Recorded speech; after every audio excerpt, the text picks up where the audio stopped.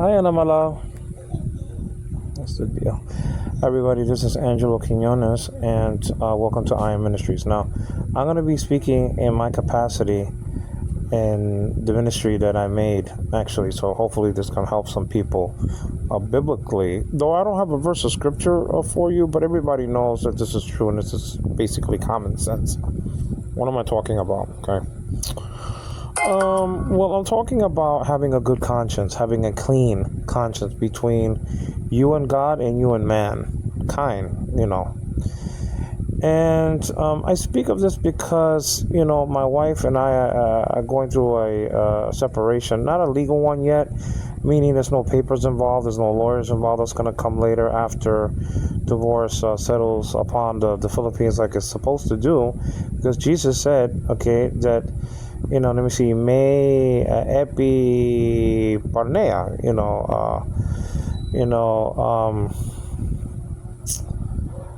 except for fornication. Anybody divorces his wife except for fornication, he commits adultery. I mean, so there are reasons under the umbrella of divorce, okay, and Jesus said so. So, I mean, I don't care about doing what the Roman Catholic Church says. I care about doing what Jesus says. Are you a follower of Jesus, or are you a follower of the Pope, who's dying, by the way? Okay, you understand what I'm saying? That's the true test of your Christianity, if it's fake or not. If it goes by what a man says or by what the Bible says, okay? Through men. What God says through men in the Bible. A clean conscience, according to what my mother taught me, is that your mind is clean, with God. And let me give you an example. When my wife was fighting when she was pregnant, okay, with my baby girl, Anna, when she was fighting with her brother, kick fighting and a real fight, I'm not talking about a fake fight. I'm talking about a real fight. Obviously, he did something wrong, and she wanted to take him on, okay? But you don't do that, okay, while being pregnant, while being 7 months pregnant like she was, or 6, or whatever it was, okay?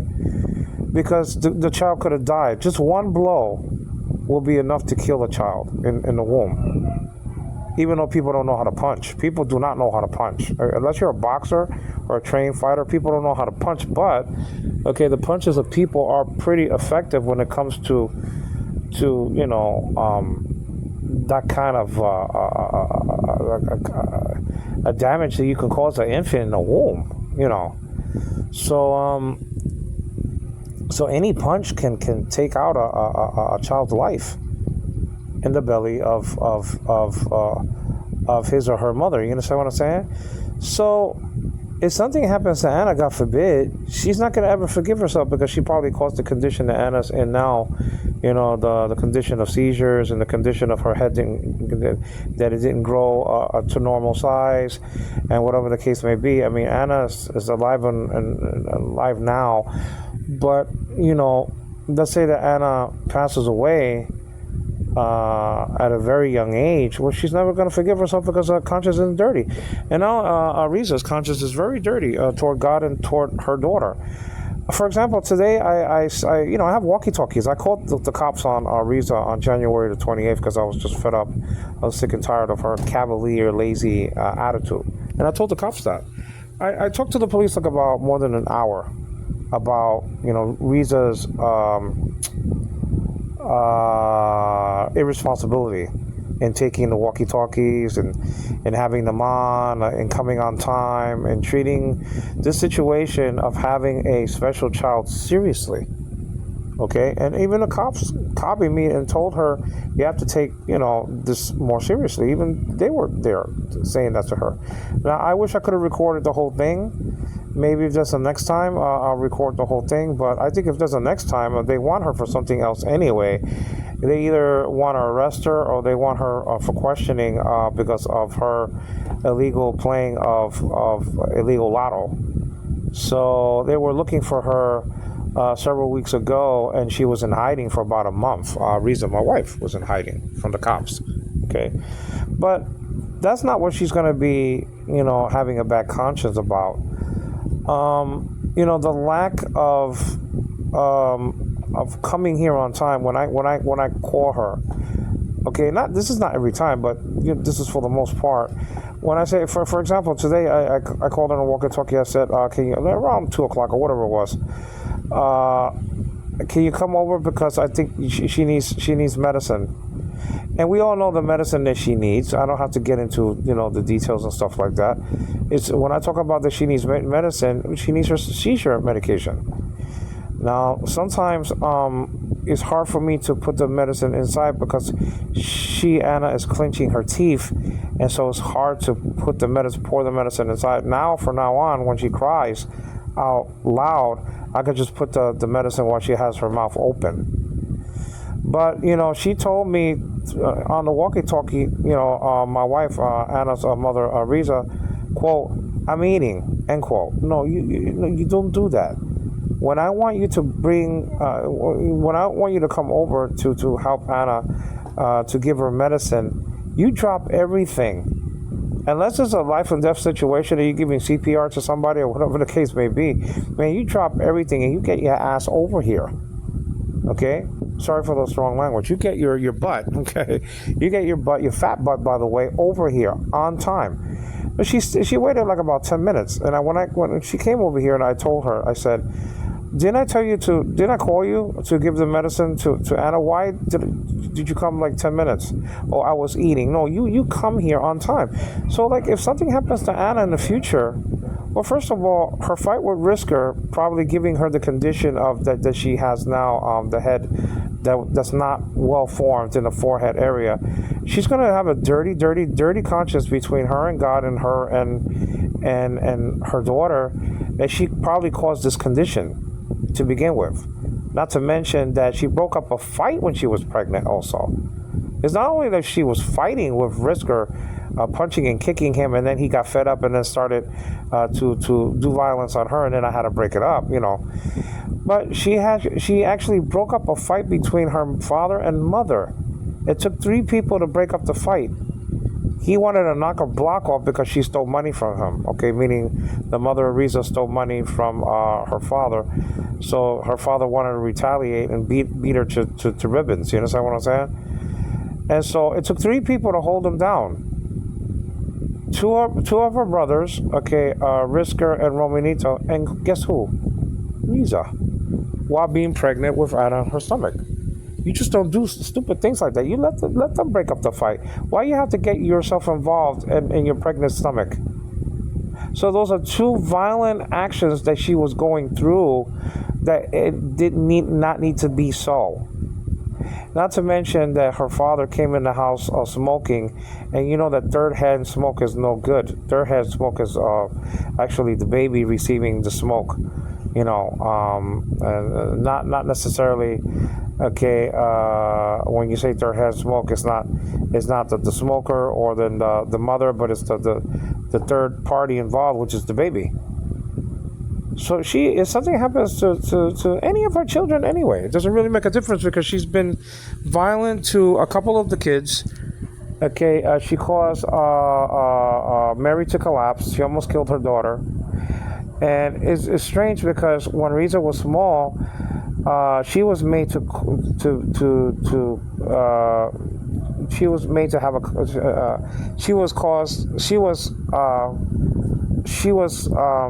she went through a collapse episode by her mother. Her mother caused her to collapse.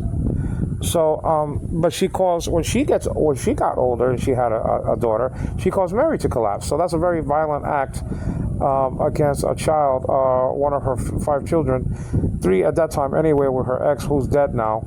Oscar Sr. is dead, her former lover. He's buried in a cemetery. He died in 2023, around November the 17th. He was buried, something like that.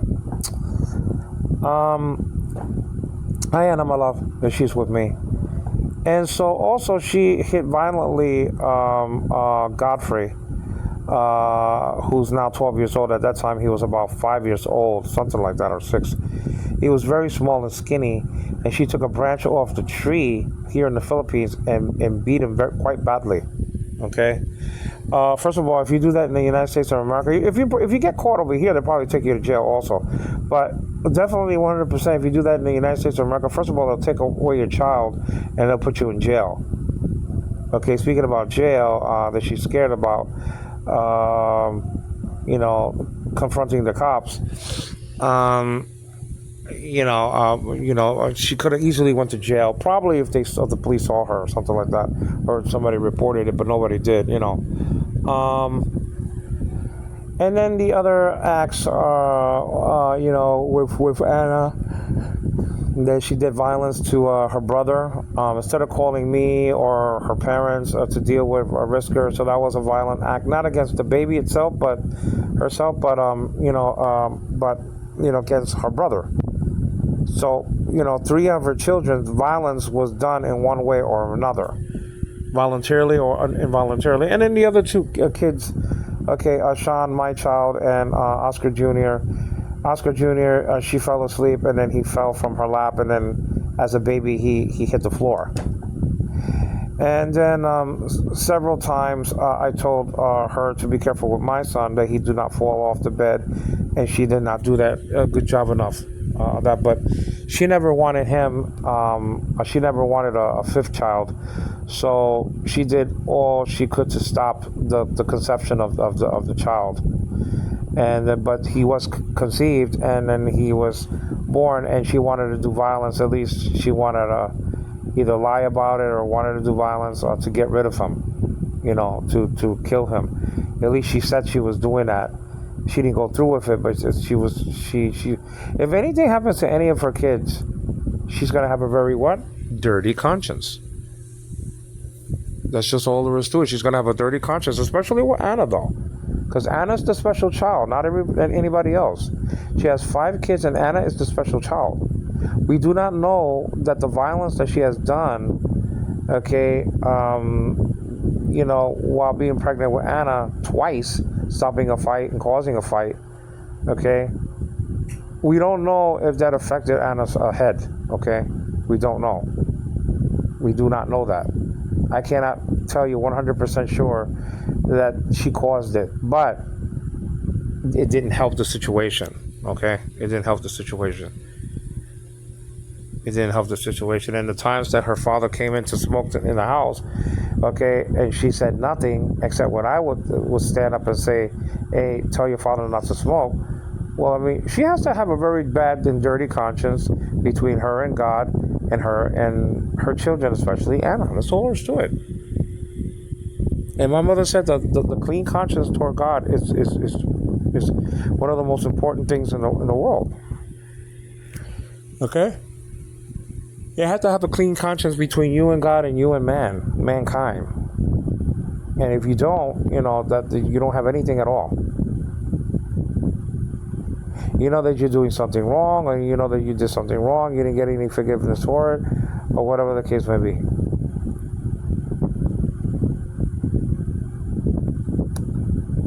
So anyway, I'm falling asleep a little bit, and I want to check my baby later and see what time is it now. But she can make a house all she wants to. She made her house and fine and dandy, and she could do all she wants to do. She could be a lover of money and not a lover of God. Okay, that's her choice. When she ends up in hell, if that's where she's going, well, she has all the time to count her money. You understand what I'm saying? And she puts money before God, money before people, money before everything, money before herself. And she's living in a cardboard box. The house that she made is made of plywood, man, but and bamboo. No windows, no cement floor, only bamboo. And listen. If she wants to live like that, okay, fine. But my child is over there also. My other child, Sean Donnelly, and he wants to be with her. I mean, he loves her more than me. Okay, fine. I used to love my father more than my mother, and that changed, and the affections went toward my mother. So before she died. So I mean, it means nothing. Who loves who now? He's only 2 years and 8 months old. He doesn't even know where his nose is. Okay. He doesn't even know where his nose is. I mean, he doesn't even know his last name is. You understand what I'm saying? I mean, I'm just saying, these things come and go. He's not gonna even remember anything, like 2 years and like 5 years and under. I remember certain things, a Father's Day here, me making a butterfly for my father there, me making a tie for my father, me getting a letter from the teacher to give to my mother to give to her information about where I should go to school because I have problems with my eyes, and I was in the first grade. So I mean, when you're 6 years old or 5 years old, you do remember things. My mother dressing me up as Bozo the Clown, me going to the beach with my uncle and so on, me taking a picture, professional picture with my brother and my sister, me walking to that place and getting it done. I mean, that's just a deal. That was a long time ago. That was like in 1970 when I was 5 years old, whatever it was. You know what I'm saying? I must have been like 3 years old. That I remember. I remember sitting down there.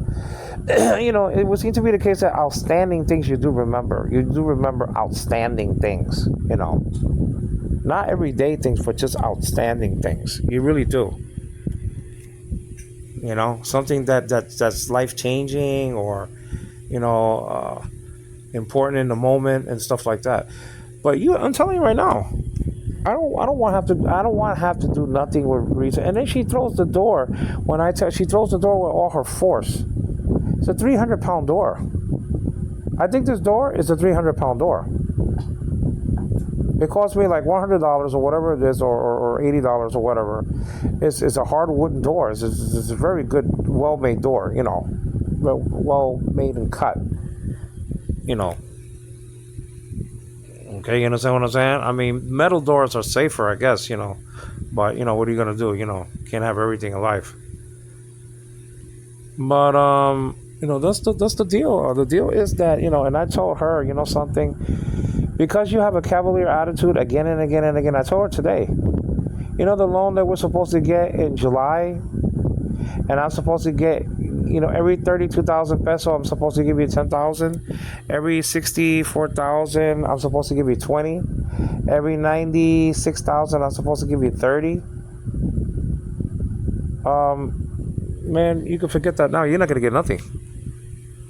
Not gonna get anything. You got a new house, and I was gonna buy you dishes and cups and spoons and plates and this and that and a garbage can and a table to eat on and a sink and I was gonna make you a water connection and windows and cement and this and that and a bed. I'm not gonna buy nothing now, man. She has to see Riza. The only way you hurt Riza is not by hitting her or violence or talking or anything like that. What hurts Riza is the pocketbook.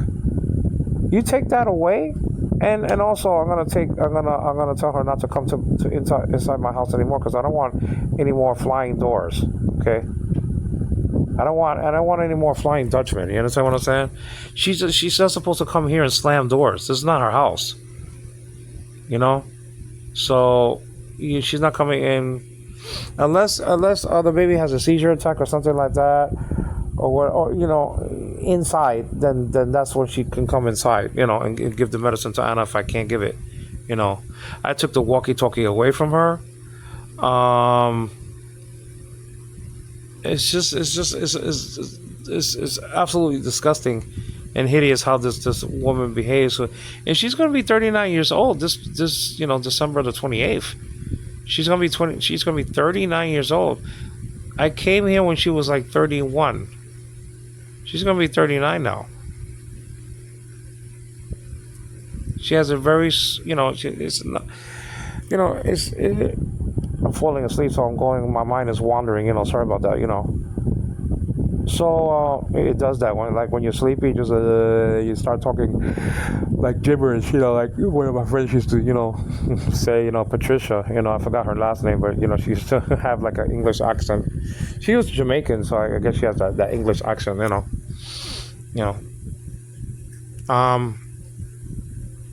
But you hurt Riza at the pump. Like when people feel inflation, they feel it at the pump, right? They feel it at the kitchen table. They feel it. Well, the only way you hurt Risa is at the pocketbook. That's all. She's not gonna come in here, and if she wants to see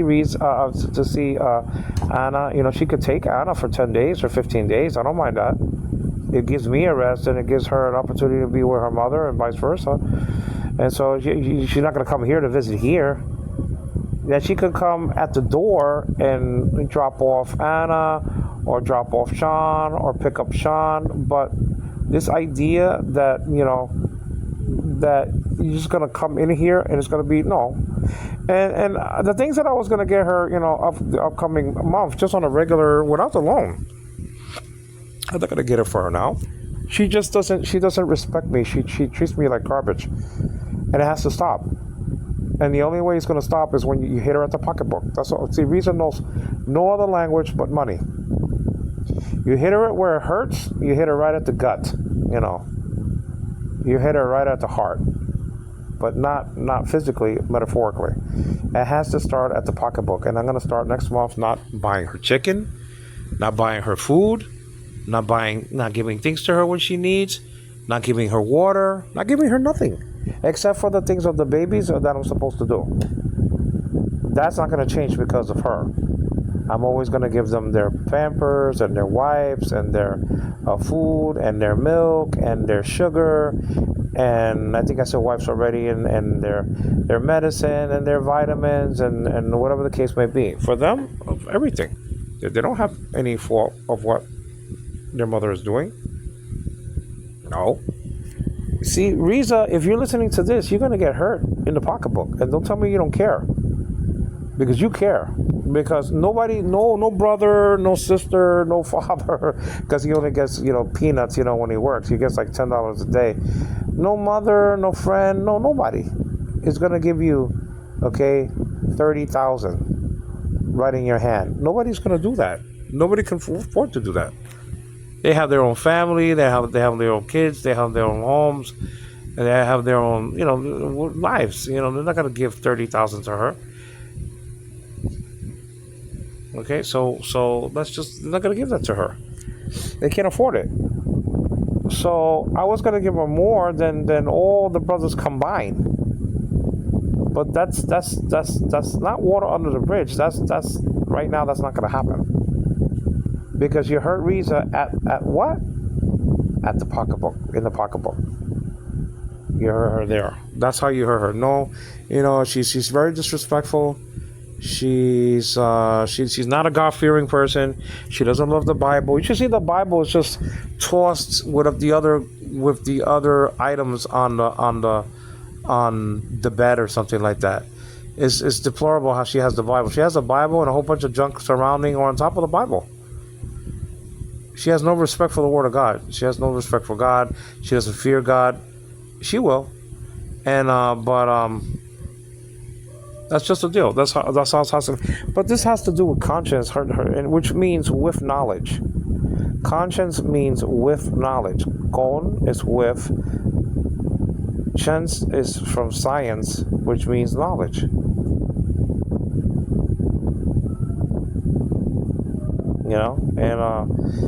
When you have a dirty conscience between you and God and you and your kids and you and your husband, I mean, good luck to you, man. Good luck to you. That's all I can say,